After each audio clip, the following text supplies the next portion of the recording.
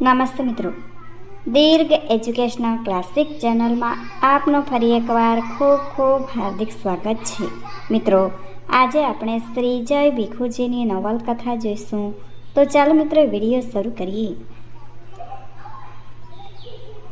ખંભાતનો કુતુબ અલી. ઘણે દિવસે મન આનંદમાં છે. મહારાજ સિદ્ધરાજનું રાજ્ય બરાબર ચાલે છે. સાતું મહામંત્રી નિવૃત્ત થયા છે. ભગવાનની ભક્તિમાં એમણે દેહ અર્પી દીધો છે. મુંજાલ મહેતા પણ રાજા કર્ણના વારાના મહામંત્રી હવે રાજકાજમાં ખાસ ભાગ લેતા નથી. ભીડ પડીએ દોડતા હાજર થાય છે. મહાત્મા પદે નાગર મંત્રી દાદક છે. એમની મદદમાં આખી મંત્રી પરિષદ છે. બધા ભેગા મળી રાજપ્રશ્ન ચર્ચે છે. મહામંત્રી કેશવ પંચમહાલમાં છે.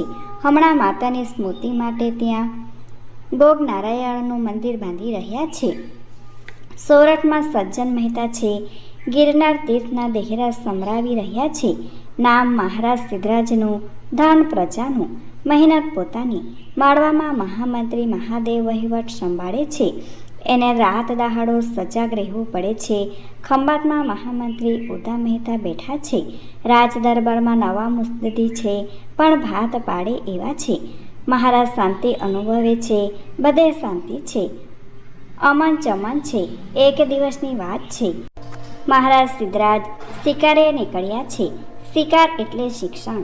દેશના ઉજ્જળ ભાગો, ત્યાંની કિંમતી વનરાઈ, ત્યાં વસતા લોકો અને ખેતી આ રીતે રાજાની નજરમાં રહી.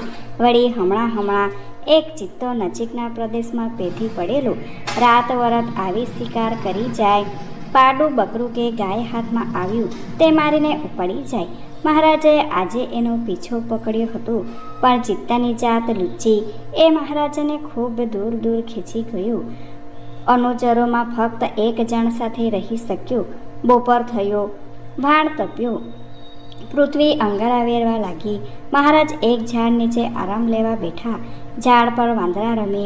રાજા અને વાંદરા કોઈની દરકાર ન કરી. વાંદરા ઉપર બેઠા બેઠા મીઠા ટેટા ખાય. અડધા ખાઈને અડધા નીચે નાખે. ટપાક ટપ. નીચે રાજા બેઠા હોય કે મહારાજ, એની એમની ચિંતા સી. એ તો ટપાક લઈને એઠા ટેટા નીચે નાખે. રાજા ઉપર જોઈએ એટલે વળી ડાહ્યા ડમરા થઈ જાય. 2-4 વાર આમ થયું એટલે મહારાજ સિદ્ધરાજ ચીડાયા. એમણે ઊભા થઈને ઝાડ પર નજર ફેરવવા માંડી. વાંદરા તો દેખાયા, પણ એમાં એક મોટો વાનર દેખાયો, ખાસો માણસના કદનું. મહારાજાએ સાંભળ્યું હતું કે બીજા દેશોમાં બહુ મોટા વાનરો થાય છે, પણ ગુજરાતમાં તો આવા વાનરો દેખવા પણ મળતા નહોતા. રાજાએ વાનર તરફ પોતાનું તીર તાક્યું. ત્યાં તો એ વાનર નીચે પડ્યો. વગર તીરે જાણે એ વિંધાઈ ગયો હતો. નીચે પડીને 2 પળ એ તરફડ્યો. પછી બેઠો થઈ 2 પગે અને 2 હાથે ચાલતો મહારાજ પાસે આવ્યો. મહારાજ સિદ્ધરાજ મરદ માનવી હતા. બીજો માણસ હોય તો ભૂત પ્રેતના ચરિત્ર માની જીવ લઈને ભાગે, પણ આ તો સિદ્ધરાજ, ભૂતનો એ દાદો. એની મહાન માતાએ એને કદી કોઈથી ડરતા શીખવેલું નહીં. ડરવું અને મરવું બેય બરાબર. રાજાએ ધનુષ બાણ ખભે ભરાવી, કમર પરની તલવારની દોરી ઢીલી કરી, બૂમ પાડી, કોણ છે તું? બોલ, નહીં તો આ તારી સગી નહીં થાય. માણસ શું? પેલો નર વાનર બોલ્યો. માણસ હોય કે માણસનું મોઢું, પણ ત્યાં ઊભો રહી જા. જાણી લે કે હું બબરક જીષ્ણુ સિદ્ધરાજ જયસિંહ છું. પેલો નર વાનર ત્યાં થંભી ગયો ને પછી ઊભો થયો. સિદ્ધરાજે જોયું કે એ ખરેખર માણસ હતો. એને કમર પર લુંગી વીંટી હતી. માથે એક કપડું બાંધ્યું હતું. એને નાની નાની દાઢી હતી. સિદ્ધરાજે પૂછ્યું, ક્યાંનો છે તું? ખંભાતનો છું હજૂર. તો મારી પ્રજા છે. જાતનો મુસલમાન લાગે છે. સિદ્ધરાજને પોતાની પ્રજા લાગતા જરા લાગણીથી પૂછ્યું. હા જહાપના, એ માણસે કલબલી ભાષામાં જવાબ આપ્યો. તારું નામ શું? કુતુબ અલી. ખંભાતમાં શું કરે છે? મસ્જિદનો ખાતીબ છું. અહીં શા માટે આવ્યો હતો હજૂર? અરજ ગુજારવા. પાટણના દરબારમાં ઘણા આટા ખાધા, પણ મને કોઈએ પેશવા ન દીધો. હમ ગરીબો કા કોન હે? ખાતીબે કહ્યું. ખંભાતમાં તે તારી ફરિયાદ ન કરી. ના હજૂર, મને સોઈએ કહ્યું કે એ બધા અંદરથી મળેલા છે. તને ન્યાય નહીં મળે, સીધો પાટણ પહોંચ. ન્યાય આપે તો મહારાજ આપે. સારું, શું તારી ફરિયાદ છે? મહારાજે કહ્યું. એમની મોટી મોટી આંખોમાં હિંગળોકની લાલાશ આવીને ભરાઈ હતી. હજૂર, જાનની અનામત મળે તો કહું.